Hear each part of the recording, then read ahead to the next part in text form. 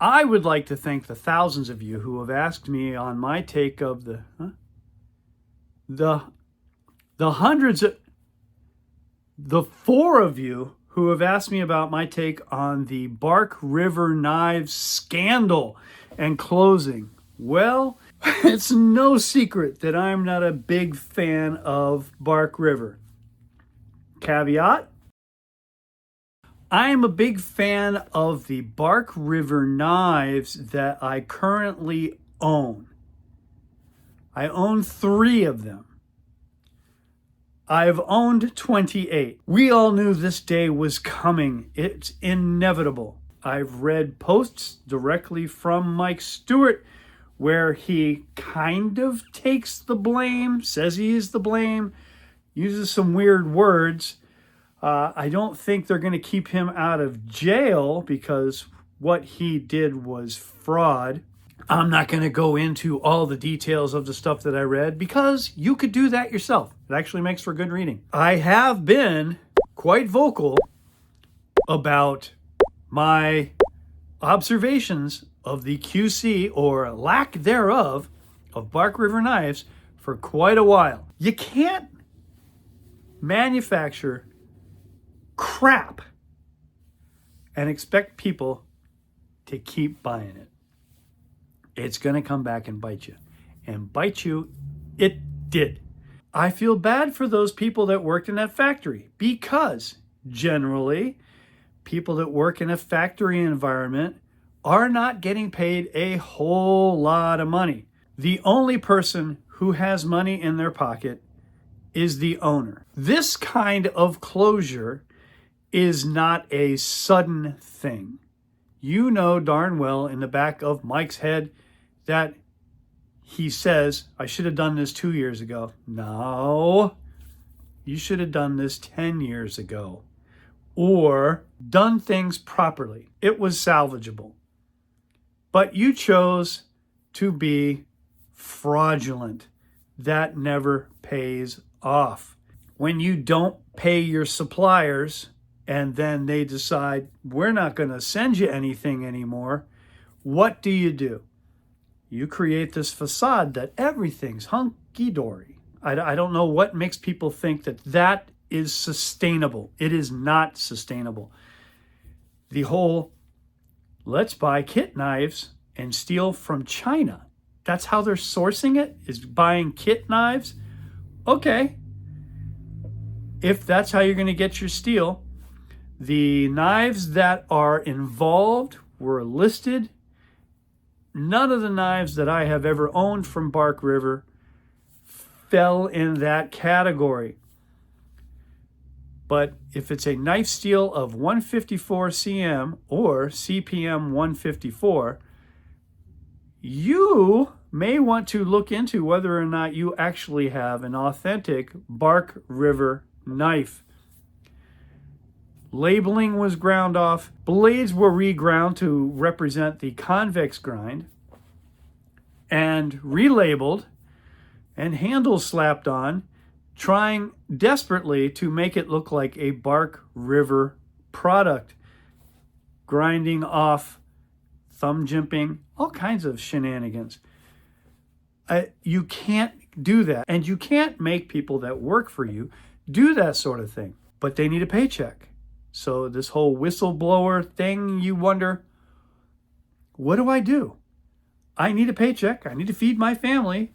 I guess I have to do what Mike says. Commit fraud. That is a damn shame.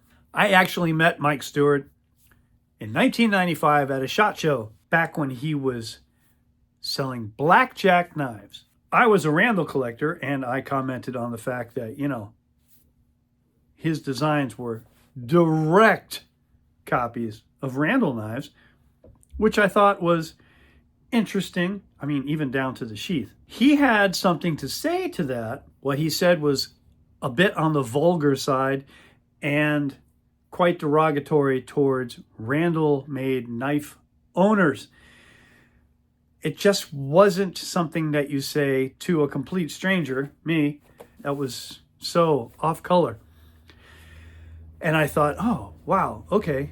there's something shady about this guy. And he had that whole look that he was going to walk out of there right to the used car lot where he works and sell cars. He was the epitome and a complete caricature. That's something like Saturday Night Live would do for somebody who's a sleazeball, used car, used vacuum salesperson. So I thought, okay, I'm glad we had this little meeting because I really was considering carrying Blackjack at my store. Long story short, Blackjack goes out of business. And then all of a sudden, another knife company pops up and that goes away. And then Bark River shows up. You have to see a pattern there. And I feel bad for people who lived in the area of the factory and thought, oh my God, this is going to be great. I'm set for life. I've got a job at this knife factory. 25 years is a pretty good run. But, you know, there are knife companies that are way older, above board, and honest. If I was living in the Upper Peninsula and I went to Bark River and I was going to apply for a job and then I looked into the past history of the owner, I might have reconsidered thinking, you know, it's just a matter of time. It's not if, it's when something happens and the doors close and I'm going to be trying to get in there to get my paycheck and there won't be one. And there's not one for those people that have been left hanging there, and there's not one for the suppliers. So it's deja vu all over again. And who gets hurt? The hardworking people who did the actual work. My heart breaks for them.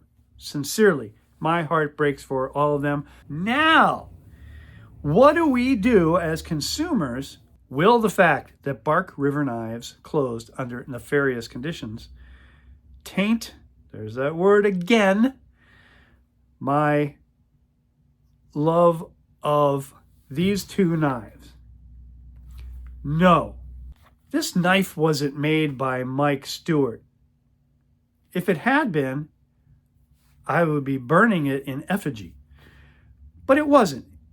This one was clearly made by a guy or a girl who took pride in what they were doing. The profile, perfect. The handle, symmetrical. No gaps in the handle. Nice red liners. A lot of attention went into this one. You could tell they would do a little grinding and then take a look. Make sure everything is peachy keen, symmetrical. And when they were done with this, they put it in the completed tray and went on to the next knife. Did all of them just like that. Had pride in their work. Went home and could put their head on the pillow and go to sleep with a clear conscience knowing they did a good job. Just because Bark River is on there doesn't mean I suddenly have a dislike for this knife. I would suggest that you don't feel that way either, because it doesn't serve you or anybody any good to suddenly hate a knife because you might hate the guy that owned the company. I would like to meet the person that made this. I would like to meet the person that made my other knife. When you screw employees, you go to a special spot in the afterlife, right up there with people that kick puppies.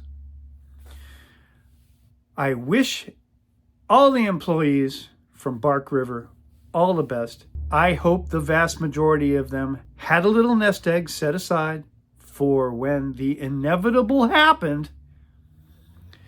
You can't work somewhere and not get a sense of, uh-oh, this ain't going well.